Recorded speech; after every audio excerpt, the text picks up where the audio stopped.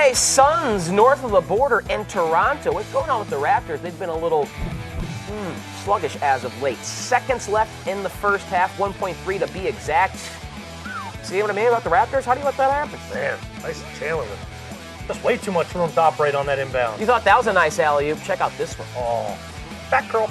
Marcus Chris with the big one-handed flush and then tumbles head over heels. But my word, that was pretty. Teammates love it on the bench. It's nice when an alley-oop comes together. Yeah, it is, isn't it? Teamwork makes the dream work. Fourth quarter, Eric Bledsoe with the touch. He had your job. 40. It's a career high. Also had a season high 13 dimes. Perfect from the free throw line. Good from beyond the arc. What an unbelievable game for Bledsoe. You see, Toronto was favored by 12 and a hook at home there. They lose by 12 to the Suns. I mean, Bledsoe's a good player. Devin Booker, Tyson Chandler's a veteran, but the Suns team is not that good. Toronto, you're supposed to be the number 2 team in the Eastern Conference. What is wrong with the Raptors? They seemingly are struggling a little bit right now after having a good first month and a half, 2 months of the season. I wonder if maybe some of it is getting off to such a hot start and maybe catching a little of those dog days mid-season fatigue. What I've noticed is just not the same effort defensively. It's not just that play you pointed out with Tyson Chandler, but just you look at certain opponents and you kind of have a mindset of, especially a team like Toronto, who when they're playing their best should hold you right around 100 points.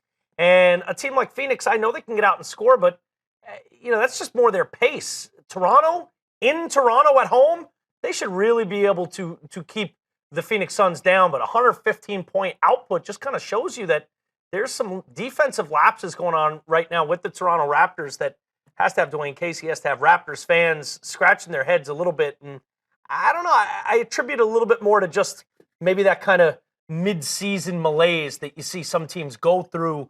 I think that's affecting the Raptors right now big time. Dylan, they've lost 3 in a row, and check out the teams they've lost to. Phoenix at home, Charlotte on the road, but they lost that game 113-78.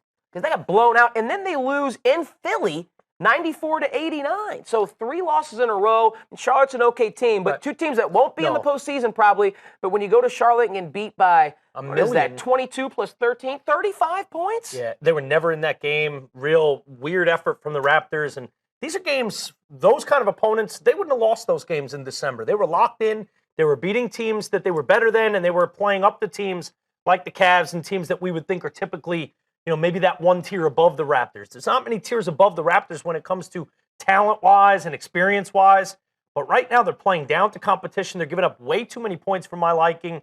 And it just looks like they've hit a stretch where they got to break the funk. If it's, All-Star Weekend coming up in a little bit or something that kind of breaks the funk that they're in right now, especially defensively, they need it because they should have beaten all 3 of those teams, or at least Charlotte, like you mentioned. I don't know, keep it within 30, something they couldn't do on the road the other night.